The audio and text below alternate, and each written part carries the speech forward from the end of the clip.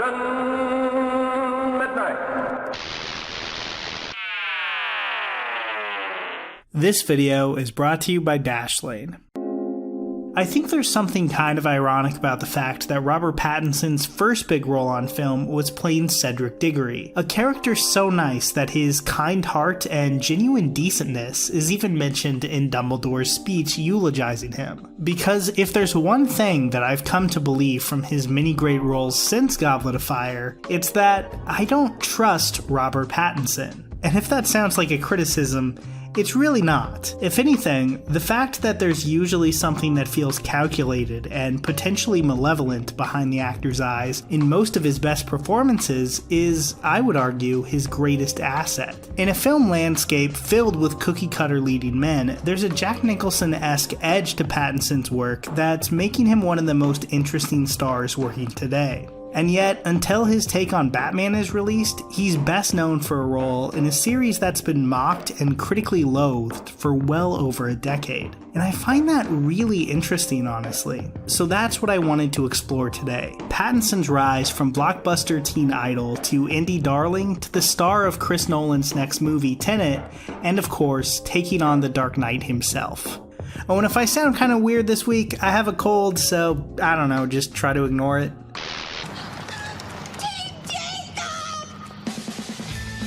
BK Kids Meals, crazy cool Eclipse gear.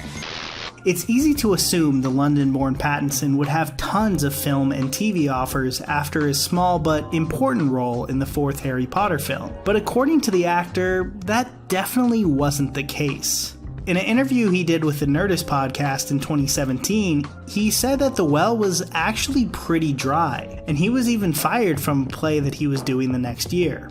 So when the Twilight auditions came calling, of course he was going to pursue the role. And look, I'm not going to tell you how to feel about Twilight. I'm not a fan, but I also think taking a lot of time out of this video in 2019 to explain why they're bad would feel pretty stale. I will say this for them though, I think the casting of Pattinson was one of the better things the series ever did. In fact, I might go even farther and say it was one of the smartest casting choices of a relative unknown in the 2000s. When I set aside my 2010 memes about Buffy killing Edward or whatever, it's easy to see how well Pattinson fits this role. For it to work at all, Pattinson needed to convince us that Edward could be this soulful, loving guy, but also carefully balance the idea that he's capable of snapping into violence at any second. Now, you may think that's pretty weird and gross for a teen romance, but it is what the character called for on the page, and I can see why they picked Pattinson out of the thousands of actors they looked at, especially before the makeup was caked on and the bad contact lenses were applied. He probably conveyed that sense perfectly. After all, there's a reason his career took off while his male co-star, Taylor Lautner's, really hasn't. Edward is far from Pattinson's best role, but it did suit his skill set in a very specific way. Now, I can't say the same for a lot of the other roles that he was taking during the Twilight Saga years. From a career standpoint, I totally understand why he signed on to Remember Me, but it's the kind of safe choice he'd mostly avoid in the future. In this romance drama, he stars opposite Emily D. Raven of Lost fame, in a performance that I would call his most sleepy. It leans into a lot of the most boring elements of Edward, and has Pattinson playing a slightly tortured but pretty bland character. If this movie is remembered at all, it's for its mildly controversial ending, where everything seems nice and wrapped up, until it zooms out to reveal that one of the characters is actually at work in the World Trade Center on the morning of September 11th, 2001. So, yeah, I mean, to be fair, it is the one thing from this movie that I clearly remember even a few days later. His other most notable non-Edward role during this time was probably in Water for Elephants, which is better than Remember Me, but is also fairly forgettable. He's fine in the role, but I wouldn't really say it taps into that dark edge that would later be his best quality. If this 2011 era of Pattinson's career showed us anything, it's just how uncomfortable he is in the spotlight. During this time, he was kind of infamous for launching backhanded compliments at Edward and the Twilight books in general. And of course, it's hard to forget the time he told the Today Show that he saw a clown die in front of him at the circus, only to later clarify that he totally made this story up because he was so nervous on TV and felt like he had nothing interesting to say. Honestly, that seems kind of relatable to me, like at least by celeb standards, but it does speak to how uncomfortable he was with the press at the time. So maybe it's no surprise that after Edward Cullen shined his last shimmer in 2012, he would immediately shift gears into small indie films. Because that year not only marked Breaking Dawn Part 2, but also the release of Bellamy and David Cronenberg's Cosmopolis, the latter of which gained some traction and made critics take note of his performance, even if they were only so-so on the movie itself. And I gotta say, I don't love Cosmopolis. Pattinson plays Eric Packer, an isolated billionaire being driven around the city in a limo during a mounting riot. It kind of feels like a stage play, with most of the film taking place inside a car, and the dialogue, most of it taken straight from the novel it's based on, is extremely heightened. Characters don't really have conversations as much as they make speeches at each other. Speeches about capitalism, death, sex, and the collapse of neoliberalism. In other words, it is exactly the kind of role that a young actor trying to shed their image as a teen idol would want to take. Now, there's a lot of things I admire here, and some of the speeches genuinely had me on the edge of my seat. But overall, I just don't feel like it has much momentum from scene to scene. These characters aren't people, they're symbols. And some are gonna love that, but it left me feeling pretty cold. One thing I can't dismiss though is that lead performance. Pattinson is incredible as Packer, this dead-eyed business genius who's in search of anything that feels new or different to him, not even caring if that sensation involves pain or pleasure. He's a man that's completely cut himself off from the outside world, seeing regular people as more numbers and tools to him. But he can't escape the feeling that he's not really living, leading him to some very dark places that Pattinson makes pretty chilling. Are you scared?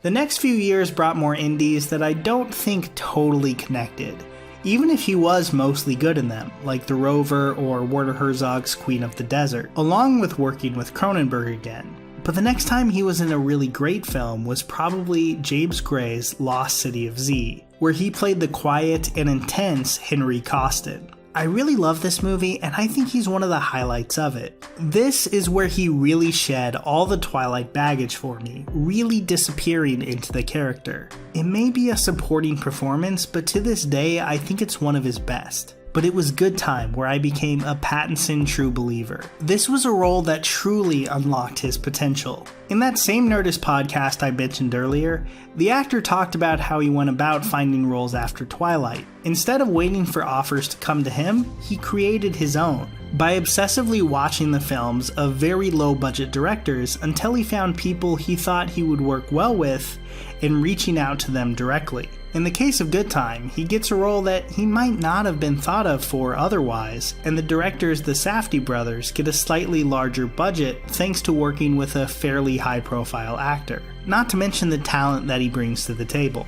The movie sees him as Connie, a shifty low-level criminal out to get his mentally disabled brother sprung from jail after a bank robbery gone wrong. What follows is a film filled with chaotic manipulation, as Connie tries anything and everything to get his brother back, even if he has to screw over pretty much anyone else he comes in contact with to do it. I can't confirm if this role was written especially for Pattinson or not, but it sure feels that way. It uses his untrustworthiness to its advantage, with the actor playing a person who just seems like he's constantly searching for an angle, pretty much trying to grift whoever he's talking to. And it uses his teen idol good looks too, with Pattinson basically being able to charm his way out of any situation. Whether he's talking to a bored teen who thinks he's pretty interesting, or a troubled middle-aged woman hanging on his every word. I'm not going to spoil the whole movie here, but I will say I love how much Connie exists in this very morally gray area. You want to cheer for him as a character that's being crushed by the forces of bureaucracy and big business that close in on him at every turn. But as the movie makes clear, he's no working class hero either. And a scene near the end perfectly encapsulates how he sees others as disposable in a much more satisfying way than Cosmopolis was able to pull off. 2018 brought a pair of movies that seem almost designed to frustrate viewers. Damsel and High Life, with High Life being the more interesting of the two to me. The premise, at least at first glance, seems a lot more approachable than many of his other indies. A man takes care of a young baby girl while being the last survivor in a drifting space station. That sounds pretty simple and straightforward, right? Well, as it turns out, not so much. Director Claire Denis seems set on alienating as much of her audience as possible. Featuring one, maybe two likable characters in the whole film, and filling the story with flashbacks to a crew that mostly hated each other and lashes out in disturbing and often very sexual ways. This was not a fun movie to watch, and I'll probably never watch it again, but the cast is really good, with Pattinson playing a guy who you're never quite sure possesses much of a conscience at all. And again, it taps into my favorite thing about the actor. The fact that he's our lead, but he also plays what he's capable of very close to the chest. He's able to convey a lot while remaining very emotionally bottled up. An important skill here because he doesn't exactly have a ton of dialogue in this movie. And that finally brings us to this year, and maybe his best performance yet in Robert Eggers' The Lighthouse. I don't want to spoil anything because the movie isn't even out in a lot of countries yet, but I will say that I think it's his most transformative role. As the layer of his character are peeled back over the course of the film, he gets to play everything from subdued, manic, and kind of outright crazy. Willem Dafoe may have the showier role, but I think it's Pattinson who holds the movie together, in a film that might just be my favorite of 2019. Between that and his scenery-chewing villain in Netflix's The King, it's been another year of Pattinson picking interesting roles and making the most of them. It looks like going forward, Pattinson will be stepping back into more mainstream roles, although in a very different way. I mean, being cast as Batman and one of the leads of a Chris Nolan movie is a pretty far cry from Edward Cullen and a Nicholas Sparks knockoff like Remember Me. I'm looking forward to both, but I do hope that he continues to seek out projects like Good Time and The Lighthouse. Films that may not have the box office potential of The Caped Crusader, but feel totally original and unexpected in a way that most franchise movies just can't. Because it was stepping out of the spotlight after Twilight that led to the actor's most interesting roles. And I hope he continues to play characters you can't quite trust for years to come. I've already been all over Arkham City. You won't believe where I'm about to zipline into.